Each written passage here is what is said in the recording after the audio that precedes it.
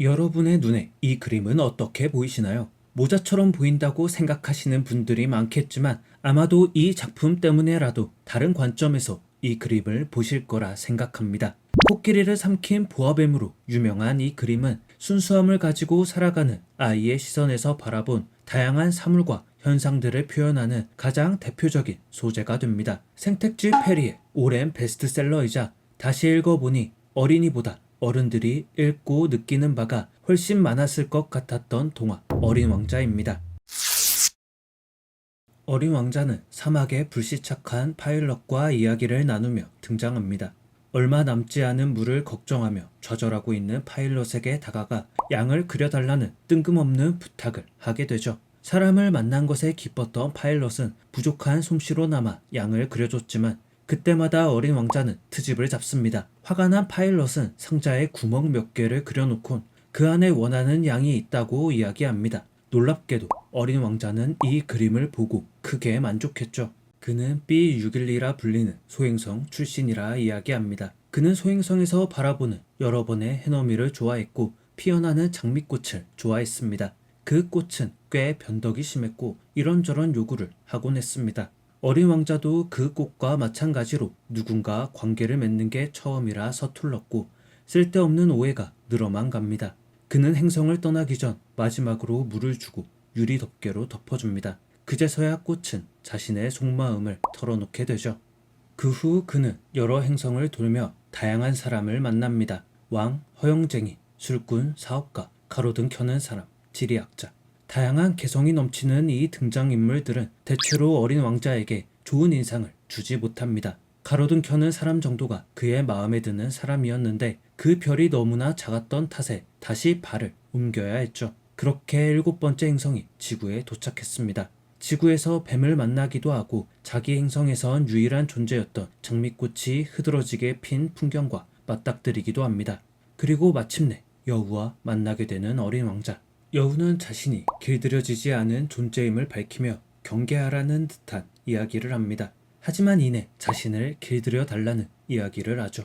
길들이는 건 관계를 맺는다라는 의미라는 것과 함께 어린 왕자는 조금씩 여우를 길들입니다. 하지만 이들의 시간은 영원할 수 없었고 작별의 시간도 어김없이 찾아옵니다. 어린 왕자는 자신이 사랑했던 장미꽃이 있는 곳으로 돌아가야만 했기 때문이죠. 떠나기 전 그는 장미꽃밭에 가서 그들이 아름다울지 몰라도 길들여지지 않았기에 유일한 존재일 수 없음을 이야기해줍니다. 마치 관계를 맺기 전 여우가 그랬던 것처럼. 마지막으로 여우를 찾아간 그는 중요한 것은 눈으로 보이지 않는다 라는 말과 장미가 그토록 소중하게 된 건 네가 장미에게 소비한 시간 때문이란 말을 듣습니다. 다시 파일럿과 함께 있는 시점으로 돌아간 어린 왕자는 그의 요청에 맞춰 우물을 찾는 여행에 동행합니다. 힘겹게 우물을 찾았고 이들은 우물물을 나눠 마시며 사막의 아름다움에 대해 다시금 예찬하죠. 어린 왕자는 이 별에 온 지 1년이 되었기 때문에 다시 자신의 고향인 B612 행성으로 돌아가야겠다는 말을 합니다. 파일럿도 마침 비행기 수리를 마쳤기에 두 사람 모두 고향을 꿈꿀 수 있었죠. 그리고 이날 밤만은 자신을 보러 오지 않았으면 하는 마음을 전합니다. 아파하는 것처럼 보일 수 있어서라는 알 수 없는 말과 함께 그날 밤 독사가 어린 왕자를 물었고 그는 조용히 혼이 빠져나가는 것처럼 보입니다. 멀리 떨어진 소행성까지 몸을 가져갈 수 없으니 이런 방식으로 돌아가겠다는 마지막 말을 남기고 그는 유명을 달리합니다. 너무나 유명한 작품답게 이 책을 제대로 읽어보지 않으신 분들도 익숙한 문장 몇 구절과 기억나는 장면 몇 군데 정도는 있을 만한 작품입니다. 하지만 아이러니하게도 이 책의 전문을 처음부터 끝까지 읽으신 분은 그다지 많지 않을 테죠. 작품은 순수함의 결정체와 같은 어린 왕자와 파일럿의 만남으로 시작됩니다. 파일럿은 어린 왕자의 순수함과 대비되는 때 묻은 어른을 상징합니다. 양을 그려달라는 아이의 부탁에 성심성의껏 도움을 주려고 하는 점에서 꽤 반듯하고 친절한 어른으로 그려지기도 하나 결국 아이의 상상력과 순수함을 이해 못하는 평범한 어른에 그치고 맙니다. 그는 사막의 아름다운 별보다는 비행기 모터가 영원히 살 수 있는 양을 그리는 일보다는 내일 마실 물의 확보가 더 중요한 사람이었으니 말이죠. 물론 사람인지라 먹고 사는 문제는 이상을 쫓는다 해도 등한시할 수 없는 문제기도 합니다. 하지만 그 우선순위에 있어서 어린 왕자와 파일럿은 달랐습니다. 결국 그는 어린 왕자를 이해할 수 있는 존재이면서도 이해할 수 없는 불완전한 존재로 그려질 수밖에 없습니다. 다만 파일럿의 불완전함이 그의 부족함이라거나 그가 못된 사람이어서는 아닙니다. 오히려 그는 보통의 사람들보다 훨씬 더 어린 왕자에게 깊은 울림과 견고한 관계를 맺는데 성공하기 때문이죠. 어린 왕자가 7일 동안 거쳐온 다른 행성에서 만난 어른들은 그보다 더 순수하지 않았고 손익만 따지는 계산기 같은 사람들이었습니다. 그에 반해 파일럿은 어린 왕자의 허황된 이야기도 경청할 줄 알았으며 때로는 위로를, 때로는 진실된 조언을 건넬 줄 아는 성숙한 어른의 모습이었죠. 마지막 순간 그는 끝내 어린 왕자를 돕지 못합니다. 어쩌면 조금 더 일찍 도착하여 뱀을 쫓아내고 그를 돕는 선택을 할 수도 있지 않았을까 하는 마음이 드는 것도 사실입니다. 하지만 파일럿이 그의 자살과도 같은 행동을 바라보기만 하는 건 어쩌면 어린 왕자를 향한 존중일 수도 있겠다 싶습니다. 단순히 왕자를 어린 아이처럼 보는 게 아니라 자기 결정권을 지닌 하나의 객체로서 다소 미련해 보이는 선택일지라도 존중하는 어른의 관용으로서 그의 최후를 지켜보기 때문이죠. 분명 씁쓸한 결말인 것은 맞지만 동시에 어린 왕자를 충분히 존중하고 아껴줬던 파일럿의 마음이 남아 짙은 여운을 남겼습니다. 여운은 처음으로 서로가 서로를 길들인 존재입니다. 여기서 길들인다는 것, 관계를 맺는다는 뜻이고 관계를 맺는다는 것, 결국 사랑이라는 단어로 지원됩니다. 물론 어린 왕자의 첫사랑은 B612 행성에 두고 온 장미일 겁니다. 하지만 왕자와 장미는 진정한 의미의 관계를 맺지 못했습니다. 처음 맺는 관계에 서툴렀던 둘은 쓸데없는 오해를 키웠고 마지막 순간에 다다르고 나서야 서로의 소중함을 느끼는 정도였습니다. 이에 반해 여우와 왕자는 처음부터 마음을 터놓고 교우 관계를 만들어 나갔습니다. 사막이라는 외로운 곳에 떨어져 맺게 된 둘의 관계는 종의 경계를 허물고 감정의 너비를 넓혀가며 점점 더 중요한 존재로 자리매김합니다.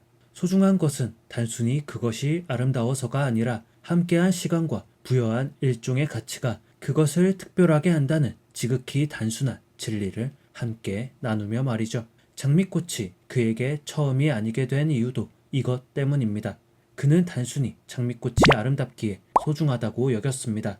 하지만 장미꽃이 사랑스러운 이유는 수많은 꽃 중에서도 그 꽃이 자신의 행성에 피었기 때문에 그리고 자신이 소중히 보살피고 아껴왔기 때문이라는 것을 여우를 만난 뒤에야 깨닫기 때문이었죠. 그래서 여우와의 헤어짐은 유난히 아쉬움을 남겼습니다. 자신의 별로 돌아가야 할 왕자는 지구에 남아야 할 여우까지 데려갈 생각을 하지 못했습니다. 그런데 뒤늦게 밝혀지는 귀한 방식이 죽음이라는 것을 보면 왕자는 소중한 존재인 여우가 죽게 되는 걸 보고 싶지 않았기 때문일지도 모릅니다. 소중하고 사랑스러운 존재는 오래오래 지켜주고 싶은 것인 만큼 자신의 무모한 결단에 휩쓸려 여우가 죽게 된다면 어린 왕자에게 그보다 슬픈 일은 없었을 테니 말이죠. 그는 여우와 최후까지 함께하는 것이 아니라 헤어짐으로써 자신의 사랑과 진정한 마음이라는 마침표를 찍는데 성공했습니다. 뱀은 왕자가 지구에서 처음 만난 존재이자 최후를 맞게 한 존재입니다. 특히나 마지막 장면은 동화에서 나오기 쉽지 않은 전개라 놀라운 부분이기도 하죠. 뱀은 오랜 시간 동안 인류의 적으로 군림했습니다. 성경에서 나오는 선악과를 물고 오는 동물이 뱀이라는 건 역시 인간이 얼마나 오랜 세월 동안 독을 품은 뱀이라는 존재를 경계해 왔는지를 간접적으로 보여주고 있습니다. 어린 왕자를 물어 죽게 하는 뱀을 좋게 평가하기란 결코 쉬운 일은 아닙니다. 귀환할 마땅한 방법이 없었을지라도 그렇게 아이를 죽게 하는 건 올바른 행동은 아니니 말이죠.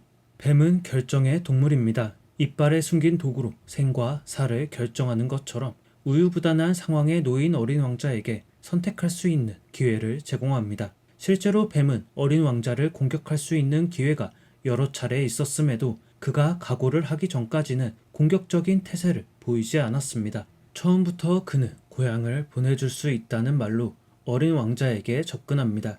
당연히 여기서 말하는 고향은 저승이었으니 그는 불순한 의도로 접근한 것일 수도 있습니다. 하지만 순수함으로 넘어서지 못하는 현실의 벽을 사랑만으로는 극복할 수 없는 물리적 한계를 넘어설 방법은 다소 극단적이긴 하나 단호한 결정일 수 있음을 이야기하고 있었죠.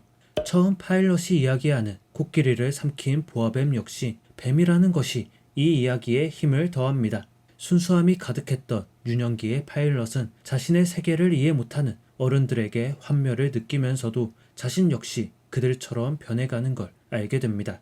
결국 보아뱀이 자신을 순수의 세계와 현실의 세계의 경계 속에서 흔들리게 하다 현실의 발을 딛게 했던 것처럼 어린 왕자를 물어 죽인 뱀 역시 왕자가 이상해 B612 행성과 현실의 지구라는 행성에서 갈팡질팡하던 도중 결정을 내리게 하는 트리거로 작용했습니다. 어린 왕자라는 작품은 어렸을 적 한 번은 읽어봤을 이야기입니다. 하지만 그 안의 이야기는 군데군데 구멍이 나 있을 것이고 느끼는 감정 역시 크게 달라져 있을 겁니다. 어른이 되고 읽으면 더 다양한 것을 느낄 수 있는 작품인 만큼 등장하는 다양한 인물에 포커스를 맞춰서 다시 읽어본다면 우리가 놓치고 있던 순수함, 사랑 혹은 결정의 순간에 대해 다시 한번 떠올릴 수 있는 기회가 되어주지 않을까 싶습니다.